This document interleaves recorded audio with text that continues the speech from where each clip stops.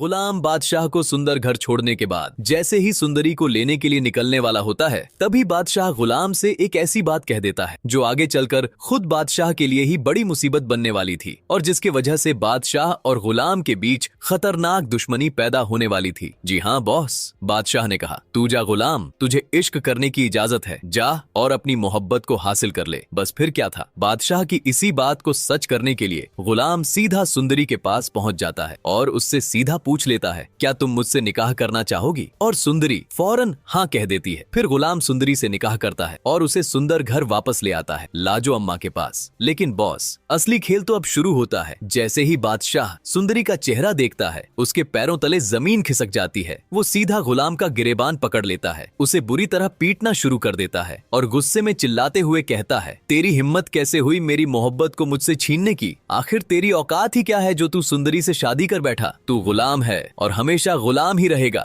यहाँ गुलाम को पहले तो कुछ समझ ही नहीं आता, लेकिन तब सुंदरी उसे सब सच बता देती है। वो कहती है, बादशाह वही शख्स है जो मुझे ढूंढ रहा था, जिसने मुझे एक नाचने वाली समझकर मेरी कीमत लगाई थी। ये एक नंबर का घटिया इंसान है, मैं इसकी शक्ल से भी नफरत करती हूँ। ये सुनकर बादशाह और भी ज्यादा गुस्से में आ जाता है और गुलाम से कहता है, तूने सुंदरी से शादी तो कर ली है, लेकिन ये शादी ज्यादा दिन तक चलने वाली नहीं है। मैं बहुत जल्द सुंदरी को तुझसे छीन लूंगा। उधर जब जहांदाद को ये पता चलता है कि गुलाम ने उसके हुक्म की पैरवी नहीं की और वो सुंदरी से निकाह करके उसे अपने क्वार्टर में ले आया है, तो जहांदाद गुस्से से पागल हो जाता है। वो ठान लेता है कि गुलाम को जान से मार देगा। लेकिन फिर जब उसे पता चलता है कि बादशाह खुद सुंदरी से इश्क करता था और अब सुंदरी तो गुलाम की बीवी बन चुकी है, तब जहांदाद के दिमाग में एक खतरनाक प्लान आ जाता है। वो बादशाह और गुलाम के बीच गहरी दुश्मनी पैदा कर देता है। फिर वो गुलाम को धमकाते हुए कहता है, अगर तू सुंदरी को यहाँ से लेकर नहीं भागा तो बादशाह तुझे मार डालेगा और सुंदरी से खुद निकाह कर लेगा। दरअसल जहांदाद ने ये बात इसलिए बोली थी ताकि 22 साल से दबा हुआ एक राज उसकी बहन खुर्शीद के सामने न खुल जाए। लेकिन किस्मत को कुछ और ही मंजूर था। खुर्शीद बीबी को पता चल जाता है कि गुलाम एक लड़की से निकाह करके उसे अपने क्वार्टर में ले आया है और फिर खुर्शीद खुद उस लड़की से मिलने पहुंच जाती है, क्योंकि इस वक्त खुर्शीद के लिए सबसे जरूरी था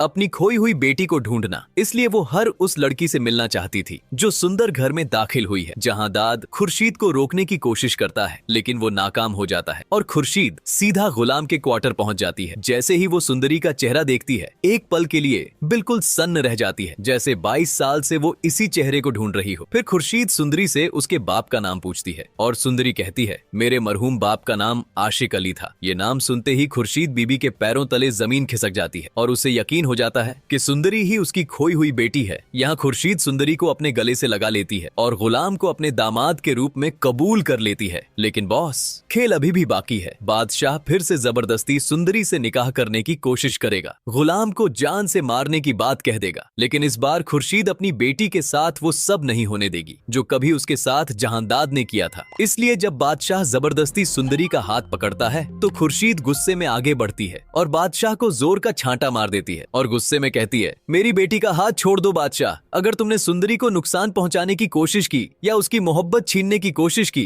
तो मैं तुम्हें कभी माफ नहीं करूंगी। और सुंदरी भी साफ कह देती है, मैं सिर्फ गुलाम से प्यार करती हूँ और उसी के साथ रहूंगी। अब दोस्तों, सबसे बड़ा सवाल ये है, क्या बादशाह खुर्शीद की बात मानकर अपनी मोहब्बत को छोड़ देगा या फिर गुलाम के साथ अपनी दुश्मनी के चलते जोर जबरदस्ती से सुंदरी को छीनने की कोशिश करेगा? और क्या जहांदाद सुंदरी को अपनी बहू के रूप में कबूल करेगा या फिर वो कोई नया प्लान बनाएगा ताकि बादशाह की शादी मूर्ख से करवा सके?